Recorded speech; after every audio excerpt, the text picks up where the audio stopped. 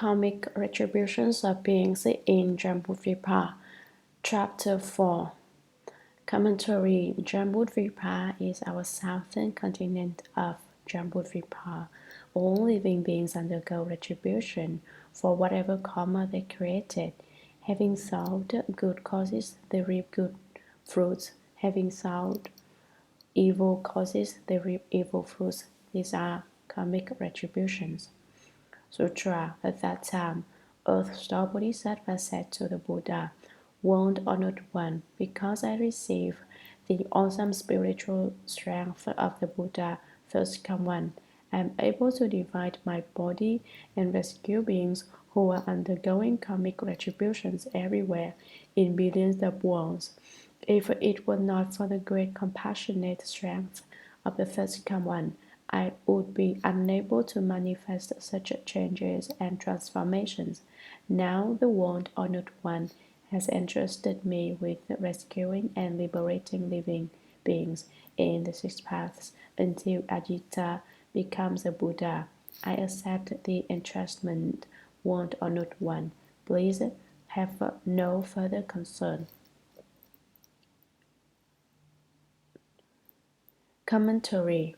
At that time, Earth Star, the great Bodhisattva, said to the Buddha, "World Honored One, because I receive the awesome spiritual strength of the Buddha, thus come one, I am able to divide my body to teach beings and rescue all beings who give rise to delusion, create karma, and who are undergoing karmic retributions everywhere in billions of worlds." Earth Star Bodhisattva did not say, "I have great spiritual powers, I have great wisdom, I have unobstructed eloquence." He says that he is able to pervade billions and billions of worlds by relying on the power of the Buddha's awesome virtues and spiritual penetrations. If it were not for the great compassion strength of the first come one, I would be unable to manifest such terrific changes and transformations, such as teaching beings in billions and billions of division bodies. He changes roles or identities. He transforms something out of nothing all of a sudden.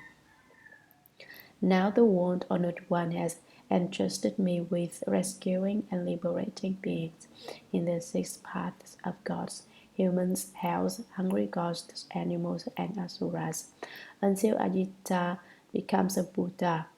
Does anyone know who Ajita is? You may not know Ajita, but you might have heard of Maitreya. Which Bodhisattva is Ajita? He is Maitreya Bodhisattva.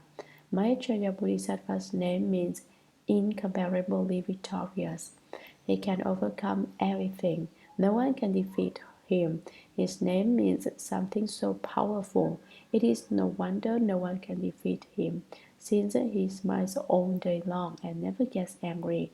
He enjoys wisdom that overcomes everything. Hence his name, incomparably victorious. Ajita also means the Kite Clan. I accept the entrustment. I agree to do this now. World Honored One, please have no further concern. Do not worry. Sutra. Then the Buddha told Earth Star Bodhisattva, beings who have not yet obtained liberation have unfixed natures and consciousnesses. Their bad habits bring bad karma. Their good habits bring rewards.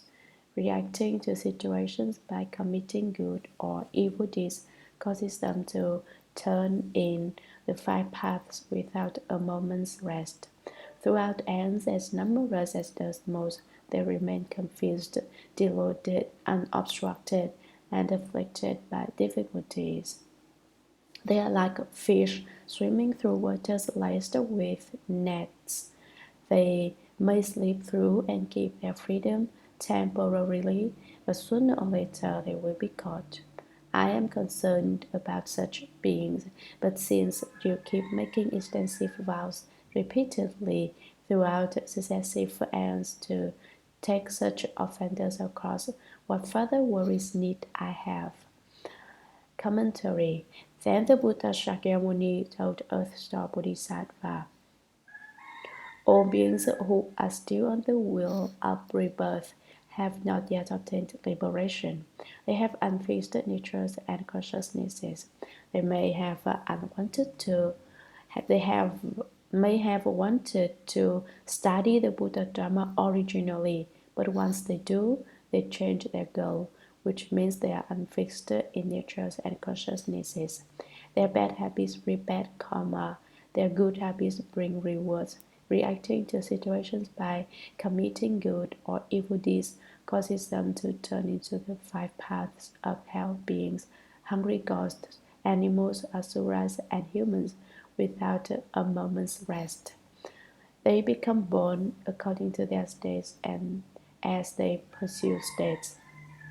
For instance, encountering good friends who speak the Buddha Dharma for us, we go and do good deeds, or we encounter corrupt friends who tell us to indulge in dissipation or to be mean. Hearing them often enough, we will act on it and possibly become like them. For instance, we gradually develop the habits of being diligent and frugal when we are with such people. Diligent and frugal people, after being with lazy people for some time, will be affected and become lazy. One takes on the color of one's company without realizing it. We turn red when we are around the same color with the color black. For example, without realizing it, we make our hands black when we write with dark ink. Washed with brown dye, we turn brown. We are yellow when we are dyed yellow. In the words of this sutra, this is called reacting to situations by committing good or evil deeds. People who do not drink will start drinking for some reason when they are always with friends who drink. Draw near druggies, and eventually they will turn into druggies. This is why we must be especially careful about making friends. Furthermore, people must listen to friends' advice. There are good friends and bad friends actually. We must believe everything that good friends tell us. We must dismiss everything that bad friends tell us. Reacting to situations by committing good or evil deeds is the same idea. Throughout ends as numerous as dust motes, they remain confused, deluded, obstructed, and afflicted by difficulties. Due to one action, they undergo as many ends as motes of dust in an environment fraught with confusion and karmic obstructions. What is this like? The sutra explains it aptly. They are like fish swimming through waters laced with nets. They may slip through and keep their freedom temporarily, but sooner or later they will be caught again by fishermen. I am concerned about such beings. This type of people I am worried because you see, Shakyamuni Buddha is said that we cannot get out of this dangerous and not at all fun fish net. So this is cause for concern for Shakyamuni Buddha. We should not worry. As long as we concentrate on studying the Buddha Dharma, things will work out. But since you keep making extensive vows, Shakyamuni Buddha addresses Earth Star Bodhisattva, saying, since you will fulfill the vows you made in the past, repeatedly throughout successive errands to take such offenders across, what further worries need I have? What is there for me to be sad about? I do not have anything to be concerned about. I can rest assured. Okay, go and do it. Shakyamuni Buddha heard Earthstar Bodhisattva tell him this. He responds by declaring that I will not worry anymore. Sutra.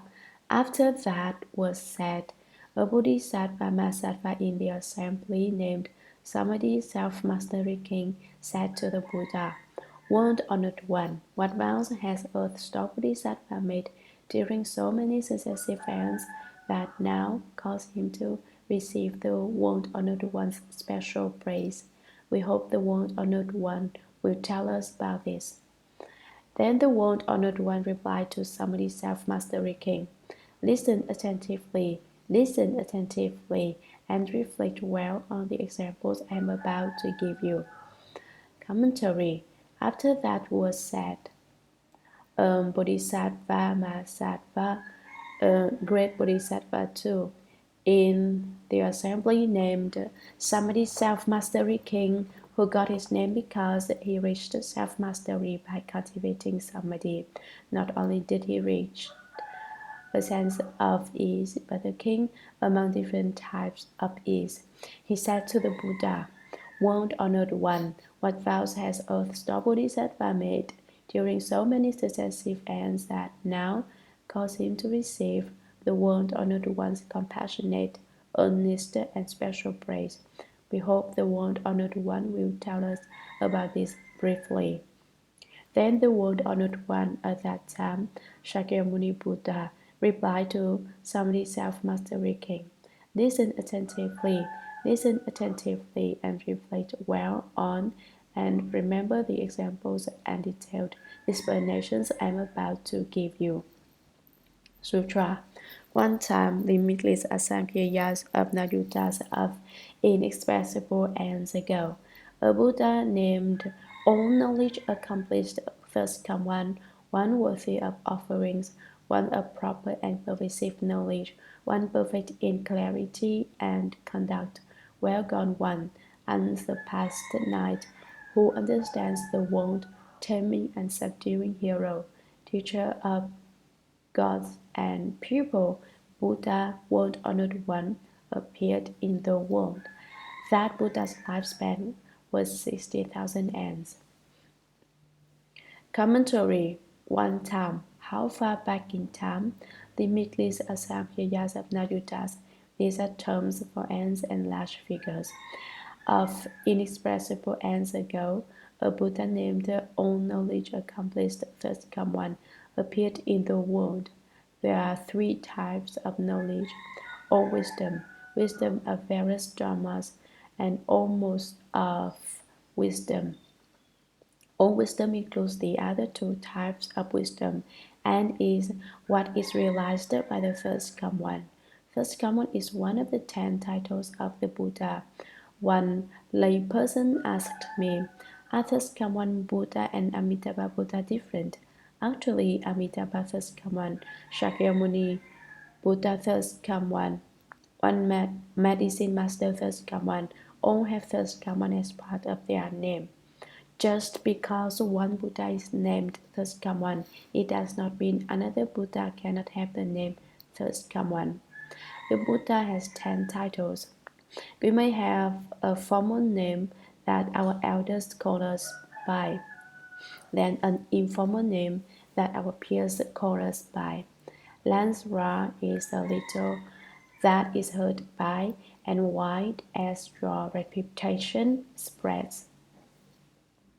It symbolizes a loud sound. First come one is one of the Buddha's 10 titles that are derived from formal names of virtuous individuals. First refers to not having any specific location. Come refers to manifestations and when responses and the way intertwine. These make up the name first come one. Also, first come one also means one comes from nowhere and goes nowhere. Thus represents the nominal in fundamental enlightenment. Come is starting of wisdom of enlightenment. The first common relates the nominal of fundamental enlightenment to the wisdom of beginning enlightenment. This is roughly what first common means. One worthy of offerings means that he deserves offerings from heavenly beings and people. There is nothing named for this, and that is the title of worthy being, a field of blessings. There are two types of fields of blessings, one that benefits oneself and another that benefits others. The one that benefits oneself is for one to study that which is true and eliminate delusion. What does that mean? It is beneficial for us when we study the truth and eliminate delusions. Once we understand, we can then go on to teach and change others so that they also reach the truth and end delusions, hence benefiting others.